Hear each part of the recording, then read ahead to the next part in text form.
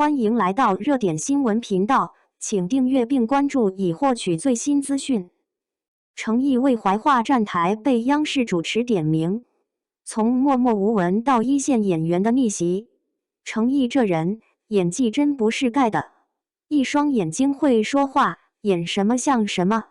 可这么多年，他一直不火，也没人关注。有人说他没天赋，有人说他不够努力，可这些话程毅从没回应过。直到央视点名他，大家才突然发现，原来他早就这么厉害了。其实他能进娱乐圈，全靠朋友劝。高中那会儿，家里人都在部队，父母也想让他参军，可程毅偏偏不想走这条路。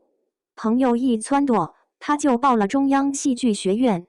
零基础起步，连基本功都没学过，为了考试，专门请老师补课，天天啃书本，心里也没底，就想着试试看。考上就当演员，考不上听爸妈安排。一个人坐火车去北京，背着行李就去了。那次机会，他抓住了，顺利进了中戏表演系，成了正式学生。在学校里，他特别认真，别人休息，他在练功；别人玩乐，他在背台词。大三那年，他拍了第一部剧《唐宫美人天下》，演了个宫廷侍卫，叫冯小宝。虽然只是个小角色，但表现很稳，能看出他有天赋，也有悟性。从那一刻起，他正式踏入演员这条路。后来和辛芷蕾合作电影《鬼爱》，这是他的首部电影作品，连主题曲都是他自己唱的。之后片约不断，导演一个接一个找上门，可观众还是认不出他，没人记住他，也没人喊他名字。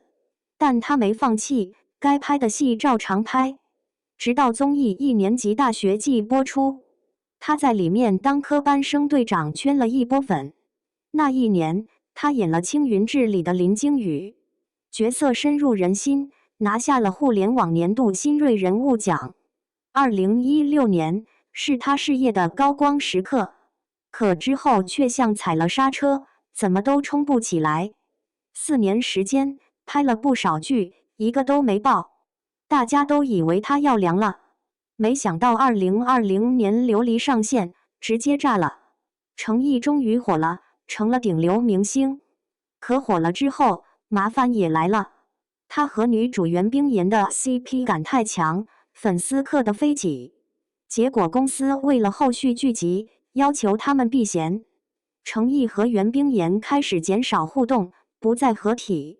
粉丝不干了，骂声一片，说什么拆 CP 不敬业，话题越炒越热，网上全是攻击，程毅被喷得体无完肤。可他知道，当演员就得面对这些。小时候爷爷奶奶教他，好坏都来，别怕，顺其自然，都会变好。这句话他记了一辈子。这次网暴反而让他更清醒，更坚定。之后他一门心思扑在演技上。2022到2023年，一口气出了好几部剧，沉香如屑，底线莲花楼，步步出彩。现在他已经稳稳站在一线演员的位置上。综艺里，大家才发现，戏外的程毅居然这么搞笑，手机欠费也不修，网络坏了半个月都不管。蔡文静说，给他发生日祝福得先给程毅充话费，不然信息发不出去。还有一次，他打电话给蔡文静打招呼，活像个视频通话新手，笑点满满，又让人觉得特别真实。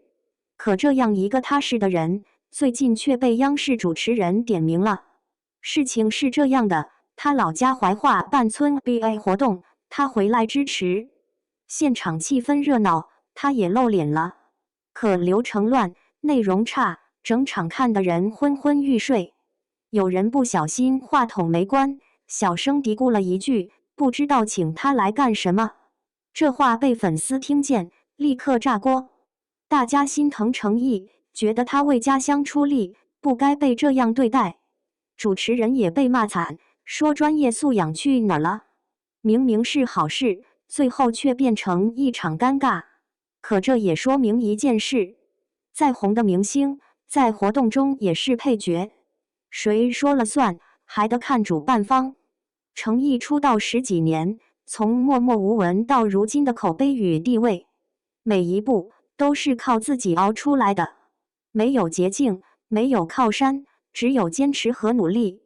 程毅让我明白，真正的实力不是靠热搜堆出来的，而是经得起冷落，扛得住网暴，耐得住寂寞。在这个浮躁的时代，还能守住初心的人，最值得尊重。愿他一直走下去，演更多好戏，做更真的自己。